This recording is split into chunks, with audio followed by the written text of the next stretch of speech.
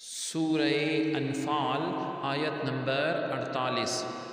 اعوذ باللہ من الشیطان الرجیم، بسم اللہ الرحمن الرحیم۔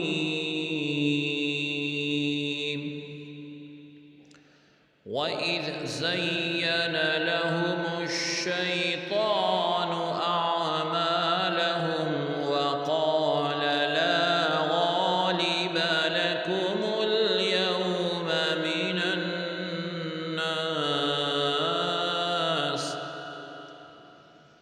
مِنَ النَّاسِ وَإِنِّي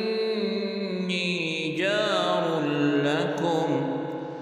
فَلَمَّا تراءت الفئتان نكص على عقبيه وقال إني بريء منكم إني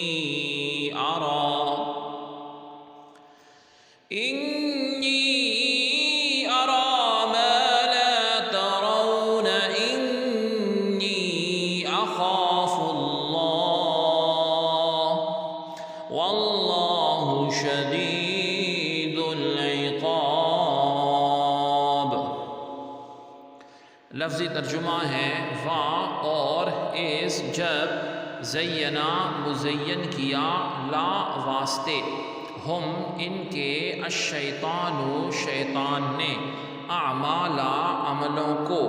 ہم ان کے وا اور قالا اس نے کہا لا نہیں غالبا غالب لا واسطے کم تمہارے الیوم آج منا سے الناس لوگوں وا اور انی بے شک میں جارن پناہ لا واسطے کم تمہارے فا پھر لما جب تراءتی آمنے سامنے ہوئے الفئتانی دو لشکر نکسا الٹا چلا علا اوپر عقبئی دو ایڑیوں ہی اس کی وا اور قالا اس نے کہا انی بے شک میں بری ہوں من سے کم تم انی بے شک میں ارا دیکھتا ہوں ما جو لا نہیں ترونا تم دیکھتے انی بے شک میں اخاف ڈرتا ہوں اللہ رب العزت سے وا اور اللہ رب العزت شدید سخت العقابی عذاب والا۔ بامحاورہ ترجمہ ہے اور جب شیطان نے ان کافروں کے لیے ان کے اعمال خوشنما کر دکھائے اور اس نے اس سے کہا آج لوگوں میں سے کوئی تم پر غالب نہیں ہو سکتا اور بے شک میں تمہیں پناہ دینے والا مددگار ہوں۔ پھر جب دونوں فوجوں نے ایک دوسرے کو مقابل دیکھ لیا تو وہ الٹے پاؤں بھاگ گیا اور کہنے لگا بے شک میں تم سے بیزار ہوں، یقیناً میں وہ کچھ دیکھ رہا ہوں جو تم نہیں دیکھتے، بے شک میں اللہ رب العزت سے ڈرتا ہوں اور اللہ سخت عذاب دینے والا ہے۔ آیت کی تفسیر میں فرمایا گیا کہ اس آیت میں اس واقعے کا خلاصہ ہے کہ شیطان نے کفار کی نگاہ میں ان کے اعمال خوبصورت کر کے دکھائے اور نبی علیہ السلام کی عداوت یعنی دشمنی اور مسلمانوں کی مخالفت میں جو کچھ انہوں نے کیا تھا اس پر ان کی تعریفیں کی اور انہیں خبیث اعمال یعنی برے اعمال پر قائم رہنے کی رغبت یعنی شوق دلایا۔ اور جب قریش نے بدر میں جانے پر اتفاق کر لیا تو انہیں یاد آیا کہ ان کے اور قبیلہ بنی بکر کے درمیان دشمنی ہے، ممکن تھا کہ وہ یہ خیال کر کے واپسی کا ارادہ کرتے اور یہ شیطان کو منظور نہ تھا،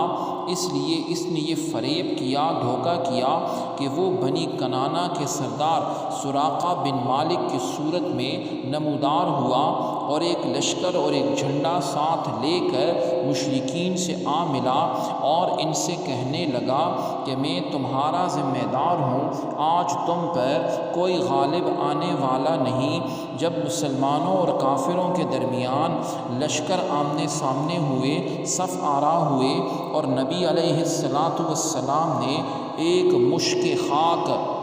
یعنی ہاتھ کی کنکریاں کفار کے منہ پر ماری تو وہ پیٹھ پھیر کر بھاگے، یعنی میدان جنگ سے بھاگنے لگے، اور حضرت جبرائیل علیہ السلام ابلیس لعین کی طرف بڑھے جو سراقہ کی شکل میں حارث بن حشام کا ہاتھ پکڑے ہوئے تھا۔ ابلیس ہاتھ چھڑا کر اپنے گروہ کے ساتھ بھاگا، حارث پکا رہ گیا، یعنی جو حارث تھا جو اس کے پاس تھا وہ تکتا ہوا رہ گیا۔ سراقہ آوازیں لگائی اور کہا کہ تم نے تو ہماری ضمانت لی تھی، اب کہاں جا رہے ہو؟ ابلیس کہنے لگا بے شک میں تم سے بیزار ہوں اور امن کی جو ذمہ داری لی تھی اس سے سبکدوش ہوتا ہوں، یعنی جو ہے اس کو چھوڑ دیتا ہوں۔ اس پر حارث بن حشام نے کہا کہ ہم تیرے بھروسے پر آئے تھے، کیا تو اس حالت میں ہمیں رسوا کرے گا؟ کہنے لگا میں وہ دیکھ رہا ہوں جو تم نہیں دیکھ رہے،